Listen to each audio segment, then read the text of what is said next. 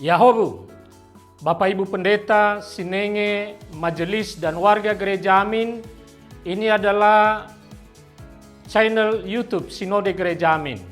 Karena itu, bagi yang mencintai Gereja Amin, tontonlah, subscribe, like, dan bagikan. Gereja Amin yang tangguh, mandiri, dan peduli. Tuhan Yesus memberkati.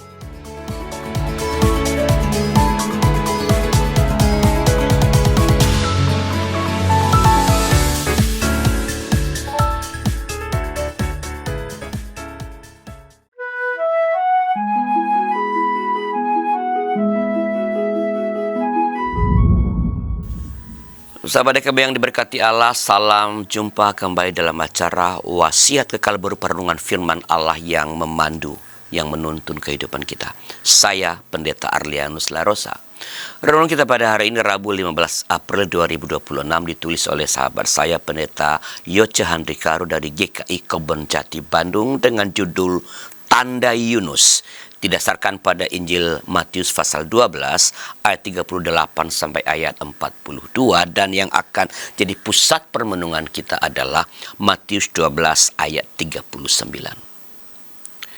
Sebelum kita membaca Alkitab, mari kita berdoa. Tuhan, tolonglah kami supaya apa yang akan kami baca dari kitab suci dan kami dengarkan sungguh-sungguh dapat menolong kami menjadi semakin dekat kepada Tuhan, semakin memahami kehendak Tuhan, dan mengerjakannya dengan konsisten. Dalam nama Tuhan kami, Yesus Kristus. Amin. Sahabat Injil Matius pasal 12 ayat 39, dengarkanlah firman Tuhan. Jawabnya kepada mereka, generasi yang jahat dan tidak setia ini menuntut suatu tanda, tetapi kepada mereka tidak akan diberikan tanda selain tanda Nabi Yunus. Sahabat, mujizat terbesar bukanlah ketika Tuhan mengubah keadaan di sekitar kita, melainkan ketika terjadi perubahan dan pengenalan dan penerimaan akan Tuhan di dalam kehidupan kita. Pertobatan dan pembaruan hati adalah mukjizat terbesar yang dapat terjadi dalam hidup seseorang. Inilah inti dari apa yang Yesus inginkan, yaitu pembaruan hati yang membawa pada pertobatan sejati dan iman yang kokoh kepada Tuhan. Dalam Matius 12 ayat 38, orang Farisi dan ahli Taurat menuntut mukjizat sebagai bukti bahwa Yesus benar-benar berasal dari Allah. Namun Yesus menjawab bahwa kepada mereka tidak akan diberikan tanda selain tanda Nabi Yunus. Seperti Yunus yang berada di dalam perut ikan besar selama 3 hari, demikian juga Yesus akan mati dan bangkit pada hari yang ketiga. Selain itu, tanda Yunus juga merupakan panggilan untuk pertobatan sejati. Yunus menyerukan pertobatan kepada orang Niniwe dan mereka pun bertobat. Tanda Yunus mengajak kita untuk memahami bahwa keselamatan yang diberikan melalui kematian dan kebangkitan Yesus adalah tanda terbesar dari kasih dan kuasa Tuhan bagi hidup kita.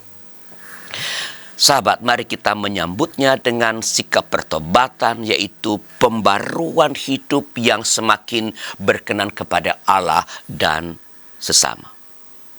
Inilah bukti nyata bahwa kita benar-benar menerima kasih Tuhan dalam hidup kita.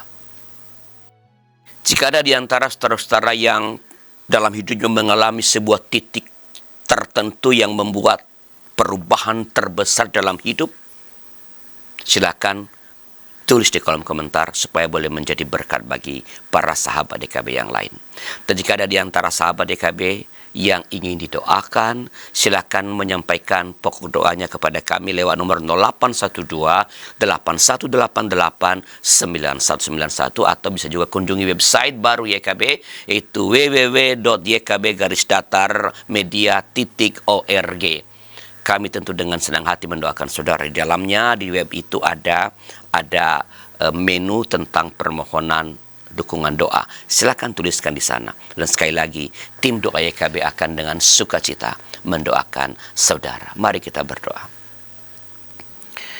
Ya Tuhan, kami mohon Engkau terus menolong kami dalam melakukan pembaruan-pembaruan yang terus-menerus dalam hidup kami.